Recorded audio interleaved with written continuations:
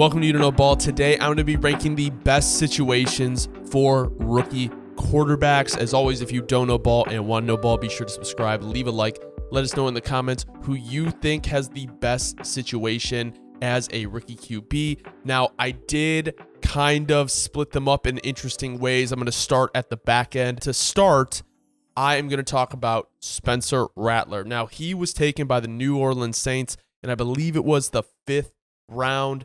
And I have him kind of as an honorable mention. I don't have him ranked with a number, so technically this would be 7 out of the 7 quarterbacks that I'm doing today. And if he had, a more clear role in terms of how quickly he's going to play, because we know Derek Carr is there. They brought in Clint Kubiak, and the situation in New Orleans isn't all that bad when you look at the talent that they have and the new OC that they brought in. Yes, they have Chris Olave. They have Alvin Kamara, who still has a lot of juice. And I think Clint Kubiak is going to do a lot for that team in terms of where they were at last year with Pete Carmichael. I think it's going to be kind of a completely different look from what we see from the Saints. And my biggest issue with the Saints actually is not the talent or the offensive coordinator. It's the O-line. Now, they took Talise Fuanga in the first round, who is a tackle. You're hoping that Trevor Penning is able to play maybe right tackle, throw him in there with where Ryan Ramczyk is, and hopefully that he kind of revives himself. Obviously, you have Eric McCoy, Cesar Ruiz, and Nick Saldiveri. So there are a decent amount of questions about the offensive line, but hopefully Clint Kubiak is able to minimize those problems. Now, with that being said, I do think that if Derek Carr, God forbid, was to go down, I don't know if this is necessarily the worst situation, and I probably would have had him above a couple of the quarterbacks on this list, because I think Rattler, after leaving Oklahoma, he had kind of this stigma about him because of, the way he was in high school, and he had cameras on him from a very young age, where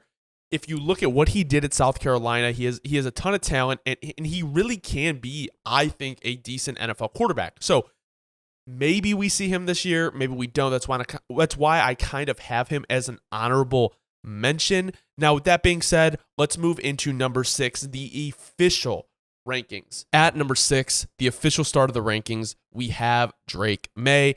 Now, their wide receiver situation is questionable. I know they just took Jalen Polk and Javon Baker, who I really like Javon Baker, and I think he could be a good player for this team. You also have Pop Douglas. You have KJ Osborne, who I like. You have Kendrick Bourne and Juju Smith-Schuster. Hunter Henry's a nice addition. So, not addition, re-signing. But I guess my thing is this. None of those guys really kind of stand out to me. And we know that quarterbacks really do thrive when they have weapons around them. I know they were trying to make a play for Debo, I believe, earlier, and that just didn't get done. But another thing to me is their O-line. I like Onwenu. I like Cole Strange, but beyond that, it is a little bit questionable to me. So when you have 2 of the 5, to me, that's a pretty questionable O-line. And especially when you have a rookie quarterback who doesn't have a ton of targets that are just going to get open all of a sudden. That kind of scares me. Another thing that scares me is the fact that, Gerard Mayo, he's going to be there. And then it's his first time really being a head coach. You have Elliot Wolf upstairs, kind of first time being that GM, making those decisions. And then, first time play caller and Alex Van Pelt. So there's a lot of new things, and I really do think that if the Patriots want to maximize Drake May and have the best chance of him being a franchise quarterback, they should probably sit him for most of the year and maybe get experience later in the year. And I don't know, maybe Drake May can overcome all that. I just know that if you want to put a quarterback in a position to succeed, you probably shouldn't get his confidence destroyed because the O-line can't hold up, wide receivers can't get open, and then you have a new guy getting used to calling plays. So I guess my thing is the situation isn't bleak. I just think it is a very, very rough kind of rebuild situation where it's like I personally wouldn't want to throw a quarterback in there. But overall, I think the Patriots, are trending towards the right direction at this point. Moving into number 5, we have Bo Nix. So Bo Nix, I think, went to a very, very good situation for the type of player that he is. I think he meshes really well with Sean Payton's system. They do have some questions on the O-line again. They have questions with the wide receiver room, especially after moving on from Jerry Jeudy. They were able to go get Troy Franklin, who Bo Nix played with at Oregon. Now, with that being said, the main differentiator for me personally between the New England Patriots and the Broncos situation is the fact that Sean Payton is the coach. Now, obviously, Sean Payton did not work well with Russ last year, but with that being said, Russ hasn't been working out really for anybody the last couple years, and we know who Sean Payton is. I really do think, the pedigree of him alone puts him ahead in terms of, ahead of the Drake May situation. And Bo Nix is also a more polished quarterback than Drake May. I think May definitely has more natural talent for sure, but Bo Nix played college football for a very, very long time. And I think going to a situation like Denver, who knows it's probably going to be in a rebuild, I think he's probably going to be handed the starter job right away over Stidham and Zach Wilson. I do like that they did go and get Zach Wilson, but I do think, having a guy like Sean Payton be your head coach and going and getting a wide receiver like Troy Franklin, who a lot of teams, I guess, weren't as high on as a lot of people had him. I know he was mocked a lot in the second round. He ended up going in the fourth, but to go get a guy that you already have chemistry with and then be paired with one of the better coaches in the league, depending on how you feel about him, I just think that is a really good situation for a rookie quarterback. I do struggle a little bit, like I said, with their O-line, especially the center position, but overall, it's not horrible. It's not the worst in the league. So I like Bo Nix here at 5. At number 4, we have Jaden Daniels. So, I like Terry McLaurin, and I think they have a decent receiving core, especially with Jahan Dotson. I'm really excited to see what Luke McCaffrey can do. They added Ben Sinnott in the draft and Zach Ertz, who I think can be a good player for them. Just a little, safety blanket, as much as that term is overused, for Jaden Daniels, and I think he's going to be able to create a lot with their legs. Now, the line is the main issue that I have with the Commanders here. I know that they have certain players there, but Nick Allegretti, you don't know what you're going to get from him. Sam Cosmi, all right. I do like Tyler Biadasz at center, but when you get to the tackle situation, it's a little bit iffy. So where I think Jaden Daniels has the edge on Drake May and Bo Nix is the fact of Cliff Kingsbury, I don't think is the worst OC in the world. I think, for what they want to do, I think he had decent seasons with Kyler. So what they want to do, I think it was a good choice probably for going to get, if you're going to go get Jaden Daniels. And the fact that you do have an established number 1 wide receiver, you also have Austin Eckler and Brian Robinson, who kind of came on late last year. So with that being said, I think Jaden Daniels is set up for success more than those other quarterbacks because you have the weapon. The O-line is the biggest question mark for me, but you do have the OC. So I think the wide receiver core beats out the Broncos for me. Maybe not the line, maybe not the coach, but all in all, I think the situation is a little bit better right now in 2024 for Jaden Daniels. And who knows, they may go get Brandon Ayuk. I don't know if that's going to happen. I don't think the 49ers are probably going to trade him at this point. I think the 49ers are trying to go get a Super Bowl this year. But if they do, I think he may move up to like 3 to me, because Jaden Daniels is 4. Now, moving into number 3, we have Michael Penix Jr. So now you could argue that I said, I'm doing Spencer Rattler as an honorable mention because I don't know when he's going to play. We don't know when Michael Penix is going to play. We don't know. We don't know if Kirk is going to be healthy all year. We don't know if, Kirk doesn't work out and, they want to move to Penix next year. I think Kirk Cousins is there for at least 2 years.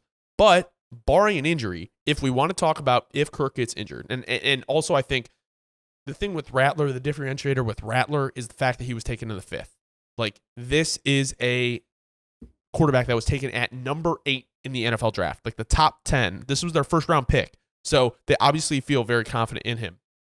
You have Darnell Mooney, you have Drake London, you have Rondale Moore, who I really like, and then you have Bijan Robinson and Tyler Algier. You have one of the better lines in the league and you have Zach Robinson, who's an OC, who is from the Sean McVay tree. So you have quite a great setup there that if Kirk Cousins went down, you have a pro-ready quarterback in Michael Penix, who played a lot of college football. You have one of the best O-lines in the league. You have two really good running backs, one top running back in the league in Bijan Robinson, and you have Drake London, Darnell Mooney. You have good receiving core. So we don't know what Zach Robinson is going to be. The Sean McVay tree seems to work out more times than it does not. So that would be the biggest question mark for me, would be that offensive coordinator position. But overall, in terms of weapons and offensive line, which is really what you want for a rookie quarterback, going in, he's set up better than most. And honestly, if the other two I had ahead of him weren't set up so well, and they weren't positioned and had the seasons that they had last year, then Michael Penix might be one on this list. With that being said, moving on from number 3, we're going to go to, I don't have a number 2. I have a 1A and a 1B because it was one of the hardest kind of choices I had to make during this video. So 1B, I'm going to go with J.J. McCarthy for the Minnesota Vikings. And I think you guys know who number 1 is, but I'll talk about J.J. McCarthy first. I think Kevin O'Connell is one of the best offensive or head coaches in the league. I think he's one of the best offensive play callers in the league. You bring in Aaron Jones, who they had a massive run issue last year. Alexander Mattison was not getting done. They brought in Cam Akers, and the thing with Cam Akers is, to me, he's kind of like J.K. Dobbins, where he's always talked about. I think I would take J.K. Dobbins over Cam Akers pretty easily, but it's just the thing of like he's continually talked about. I hear about him all the time, but it's like, what has he actually done in the league? Aaron Jones, gets cut from the Packers. I still think he has a lot of juice in the tank and is going to provide you with, at least when healthy, good run game. So, and he's also a weapon in the pass game. You're getting back Justin Jefferson, right? You have Jordan Addison, who showed out. TJ Hawkinson is going to be gone probably for half the season, recovering from his injury. And their O-line is pretty good. So you have one of the best offensive play callers in the league. You're going to have a good run game. You have the best wide receiver in football, a really good number 2, and one of the best tight ends in football. To me, that is probably one of, if not the best situation in football for a rookie QB to go. Now, I will say this. If TJ Hawkinson was available right away, I think this is number 1. Like, I think they are 1A. Like, I really do. The fact that Hawkinson is gone, and maybe they don't play McCarthy until later in the season. It is very possible that Darnold starts the season and McCarthy plays later on. Like, I see that as a very big possibility because you're not winning stuff this year. And if I'm the Vikings, I'm very fortunate, and it sounds horrible, but I'm fortunate that Kirk kind of got hurt and Justin Jefferson missed games. Because if you're not in that position to get a quarterback, you're in a really bad position. And I know that they tried to trade up to go get Drake May, but I don't think J.J. McCarthy is the worst option in the world for them. And with the supporting cast that he has around him, most quarterbacks in the league now would kill for this situation. Moving on to 1A, we have Caleb Williams with the Chicago Bears. And the reason I gave them the edge is because I think Kevin O'Connell is a better play caller than Shane Waldron. I just think that's a fact. I think, like I said, if TJ Hawkinson was available, I think I would have gave them 1A. Now, the line is not as good as the Vikings line. Like, I'll give you that, right? But I think this offense, we're going to see like a good amount of quick game just to try to get the ball out. And when you have receivers like Keenan Allen, when you have receivers like DJ Moore, like Justin Jefferson is better than both of those guys. But as a number 2, DJ Moore is better than Jordan Addison. Keenan Allen's better than Jordan Addison at this point this year. Rome Odunze is your number 3. Who's the number 3 for the Vikings? Brandon Powell. I'll take Rome Odunze over Brandon Powell. And you have Cole Kmet, who, in my opinion, is a top 10 tight end. So you have all your weapons ready, right? The O-line and the OC, definitely not as good, but the weapons are there. And you upgrade at running back with DeAndre Swift. You have Khalil Herbert. You also have Gerald Everett at tight end. I think this is probably the best situation for a rookie quarterback to go into. And I think that Caleb Williams is definitely more pro-ready than a JJ McCarthy. And the reason I say that is I know that JJ McCarthy played in a pro-style offense at Michigan. But with that being said, Caleb Williams has a lot more experience with losing. He does. He has a lot more experience with losing, and I know that sounds like really, if you want to look at it that way, it sounds bad. But the reality is, JJ McCarthy has won everywhere he's went, and that's great. That's great. But that happens to a lot of quarterbacks, and they get to the league, and then they lose. And it's not the same as in college. It's not the same as in high school. So I think he'll be a little bit more prepared for that. And also, Caleb Williams threw a lot more passes than JJ McCarthy, and they are not similar prospects. So I think in terms of having like the best situation, I really do think it's probably Caleb. But if the Vikings were fully healthy, I think I'd probably give it to the Vikings. So that's why I had to go 1A, 1B, because depending on how you look at it, you could really argue both. And I didn't. To me, it's even. To me, it's really even. I just wanted to give the head to Chicago because I think they're more prepared at the start of the season because we don't even know, like I said, if JJ is going to start right away. As always, if you don't know ball and want to know ball, be sure to subscribe, leave a like. Let me know in the comments who you think has the best rookie quarterback situation going into 2024. I'll be back tomorrow. Thank you so much for watching.